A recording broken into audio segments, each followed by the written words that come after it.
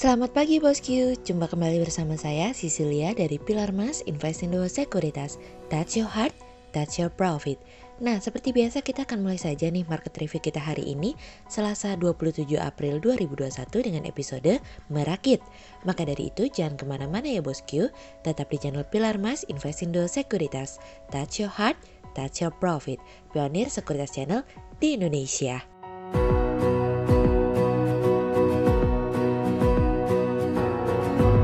Seperti biasa kita akan mulai dari Global Economics Calendar. Ada berita dari US Durable Goods Orders yang naik dari sebelumnya minus 0,9% menjadi 0,5%. Kemudian ada dari US Dallas Fed Manufacturing Activity yang naik dari sebelumnya 28,9 menjadi 37,3. Kemudian ada dari Japan PPI Service Year on Year yang naik dari sebelumnya 0% menjadi 0,7%. Kemudian kita beralih ke corporate news. Ada berita dari PT BFI Finance Indonesia Tbk atau BFIN yang laba bersih komprehensif periode berjalan yang dapat diatribusikan kepada pemilik entitas induk sebesar 261,43 miliar rupiah pada 3 bulan pertama tahun 2021, lebih rendah dibandingkan dengan periode yang sama pada tahun sebelumnya sebesar 347,81 miliar rupiah dari iqplus.info. Kemudian ada dari PT Cisadane Sawit Raya Tbk atau CSRA yang pendapatan tercatat mencapai 607,25 miliar rupiah hingga periode 31 Desember 2020, naik dari pendapatan 492,29 miliar rupiah di periode yang sama di tahun sebelumnya dari iqplus.info. Kemudian ada dari PT Matahari Department Store Tbk yang pendapatan bersih mencapai 1,16 triliun rupiah hingga periode 31 Maret 2021, turun dari 1,55 triliun rupiah di periode yang sama di tahun sebelumnya dari iqplus.info. Kemudian pada perdagangan hari Senin tanggal 26 April 2021, IHSG ditutup melemah sebesar 52 poin atau 0,86% ke level 5.964. Sektor keuangan, infrastruktur, industri dasar, perkebunan, perdagangan, industri konsumsi bergerak negatif dan menjadi kontributor pada penurunan IHSG. Sementara investor asing mencatatkan penjualan bersih sebesar 226 miliar rupiah. Kemudian kita akan masuk ke market review kita hari ini. Cerita hari ini akan kita awali dari Cina dinanti. Bukan menanti seorang kekasih nih bosku pastinya, tapi perkembangan perekonomian Cina terus mengalami perkembangan yang signifikan sejak pertumbuhan ekonomi kuartal 1 2021 yang dimana naik begitu cepatnya, sehingga memberikan gambaran bahwa ada dorongan ekspor yang lebih kuat dan kepercayaan bisnis yang meningkat sehingga mendorong proses pemulihan bisa lebih cepat. Ada potensi yang sangat besar bagi perekonomian Cina untuk mengalami kebangkitan. Kepercayaan akan prospek pemulihan ekonomi di perusahaan kecil dan menengah telah meningkat dalam survei yang diberikan oleh Standard Chartered PLC dengan memberikan gambaran bahwa ada kinerja yang lebih kuat pada kuartal berikutnya. UMKM yang berorientasi ekspor masih memiliki kinerja yang lebih baik dibandingkan UMKM yang ada di dalam negeri dengan tingkat produksi yang lebih cepat dan kenaikan harga output yang lebih tinggi. Sementara itu sektor jasa bergerak dengan lebih cepat di mana didorong oleh transportasi dan logistik sehingga industri jasa komersial turut terkerek mengalami kenaikan. Namun sektor makanan dan akomodasi masih belum menunjukkan pergerakan yang signifikan. Peningkatan pelayanan ini disebabkan adanya distribusi vaksin dan permintaan dalam negeri dan luar negeri yang kembali menguat. Permintaan secara global juga ikut mendorong kenaikan harga komoditas, mendorong inflasi mengalami kenaikan hingga ke level tertingginya sejak 2017 silam.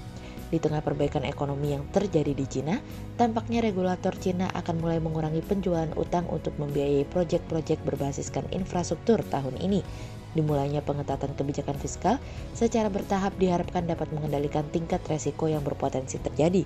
Sebagai informasi, sebelumnya pemerintah daerah Cina telah menjual obligasi khusus senilai 222,7 miliar yuan atau 34,3 miliar dolar untuk mendanai renovasi kota yang berkekurangan, pembangunan jalan raya dan investasi dalam bentuk infrastruktur lainnya. Normalisasi kebijakan harus dilakukan cepat atau lambat, namun momentum masih menjadi salah satu yang harus diperhatikan dengan benar. Apakah momentum merupakan saat ini sudah tepat atau belum untuk melakukan normalisasi? Sejauh ini kami melihat normalisasi masih belum masuk ke dalam tahap kenaikan tingkat suku bunga oleh Bank Sentral Cina. Arah kebijakan nantinya akan lebih kepada pertumbuhan utang yang relatif stabil atau mungkin bisa turun lebih dalam dari tahun lalu. Para pembuat kebijakan yang ada di Cina sejauh ini masih mencari tahu apakah pemulihan ekonomi ini konsisten atau tidak karena akan mempengaruhi keputusan mereka ke depannya dalam memberikan stimulus dalam bentuk fiskal. Sejauh ini kami melihat Cina mulai melakukan secara perlahan melakukan risk control terhadap rapuhnya pemulihan ekonomi. Mereka sangat berhati-hati dalam masa-masa transisi ini agar proses pemulihan dapat berjalan dengan lancar. Kerapuhan masih menjadi salah satu alasan utama bagi pemerintah Cina untuk melakukan normalisasi, namun dengan kecepatan yang perlahan. Apakah mereka bisa konsisten pada kuartal berikutnya? Mungkin saja. Dengan dual circulation, bukan tidak mungkin permintaan dari dalam negeri akan terus kembali mengalami penguatan seiring dengan pemulihan daya beli yang akan mendorong inflasi mengalami kenaikan nantinya. Kemudian cerita selanjutnya datang dari maunya sih begitu. Kinerja investasi pada kuartal pertama tahun ini diperkirakan akan menunjukkan perkembangan yang positif jika dibandingkan dengan realisasi pada kuartal 4 2020. Terdapat beberapa indikator yang menunjukkan adanya kenaikan pada realisasi investasi pada kuartal 1 2021, salah satunya yaitu kinerja impor bulan Maret yang menunjukkan adanya perbaikan signifikan. Hal tersebut berasal dari impor bahan baku dan barang modal yang masing-masing naik 28,82% dan 33,7% year on year. Namun jika mengacu pada indeks penjualan real, saat ini masih berada di level kontraksi, sehingga pertumbuhan investasi pada kuartal 1 2021 diproyeksikan lebih rendah dibandingkan kuartal 1 2020. Kami melihat Undang-Undang Cipta Kerja, insentif pajak dan insentif kawasan industri dapat berdampak pada kinerja investasi di tahun ini. Di lain sisi, investasi diproyeksikan akan didorong oleh belanja pemerintah melalui pembangunan infrastruktur yang tertunda di tahun sebelumnya. Berdasarkan SKDU yang dilakukan oleh Bank Indonesia, investasi pada kuartal 1 diproyeksikan mengarah ke positif. Hal tersebut berasal dari saldo bersih tertimbang yang tercatat sebesar 0,68%, lebih baik dari sebelumnya yang sebesar minus 1,48%, namun belum dapat lebih baik dibandingkan pada tahun sebelumnya, di mana kuartal 1 2020 berada pada 2,61%. Berdasarkan sektor ekonomi, peningkatan realisasi kegiatan investasi pada kuartal 1 2021 akan didorong oleh investasi di sektor pertambangan dan penggalian dan industri pengolahan dengan SBT masing-masing 2,82% dan 0,26%. Selain kedua sektor tersebut, investasi di sektor konstruksi juga diperkirakan akan mengalami perbaikan meski masih dalam level kontraksi dengan SBT sebesar minus 0,51%. Kinerja investasi pun diprediksi akan semakin menguat pada kuartal 2 2021, tercermin dari SBT yang tercatat sebesar 1,94%. Pertumbuhan ini didorong oleh mayoritas sektor dengan SBT tertinggi pada sektor keuangan, real estate, dan jasa perusahaan, jasa-jasa serta sektor pertanian, perkebunan, peternakan, kehutanan, dan perikanan. Sehingga berdasarkan teknikal analisa, kami melihat saat ini IHSG memiliki peluang bergerak melemah terbatas dan ditradingkan pada level 5.885 hingga 5.994. Pelaku pasar dan investor akan fokus terhadap pertemuan Bank Sentral Jepang hari ini dan The Fed keesokan harinya. Data pertumbuhan ekonomi di Amerika juga akan mencuri perhatian pada hari Kamis. Berikut stock watch pilar emas hari ini ya bosku. Yang pertama ada dari PTPP, kemudian yang kedua ada dari ADI, dan yang ketiga ada dari WSBP. Berikut dua saham yang kami analisa hari ini ya bosku. Yang pertama ada dari BFIN atau PT BFI Finance Indonesia Tbk yang laba komprehensif periode berjalan yang dapat diatribusikan kepada pemilik entitas induk sebesar Rp261,43 miliar pada 3 bulan pertama tahun 2021. Di periode kuartal 1 2021, perusahaan mampu membukukan laba, namun lebih rendah dibandingkan dengan periode yang sama pada tahun sebelumnya sebesar Rp347,81 miliar. Namun demikian, pencapaian di kuartal pertama tersebut perlu diapresiasi. Di tengah penurunan pendapatan, perusahaan mampu mencatatkan laba bersih, sehingga berdasarkan technical analisa dalam tren pada jangka waktu short term berpotensi untuk bullish dengan target 1250 dan tingkat probabilitas sebesar 72%. Sementara dalam jangka waktu long term berpotensi untuk bullish dengan target 1550 dan tingkat probabilitas sebesar 53%.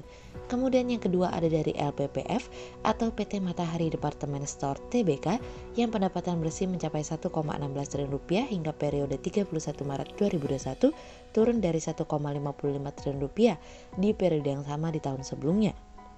Sepanjang kuartal 1 2021, pendapatan mengalami penurunan sebesar 24,98% year on year menjadi 1,16 triliun rupiah. jumlah itu menurun dibandingkan kuartal 1 tahun 2020 yang tercatat 1,55 triliun rupiah, di mana penjualan eceran yang biasanya berkontribusi besar terhadap pendapatan turun 24,10% year on year menjadi 741,40 miliar rupiah. Sehingga berdasarkan technical analisa dalam tren per jangka waktu short term berpotensi untuk bullish dengan target 1950 dan tingkat probabilitas sebesar 70%. Sementara dalam jangka waktu long term berpotensi untuk bullish dengan target 2350 dan tingkat probabilitas sebesar 75%. Berikut kami akan menampilkan 40 saham pilihan dari Pilar Mas.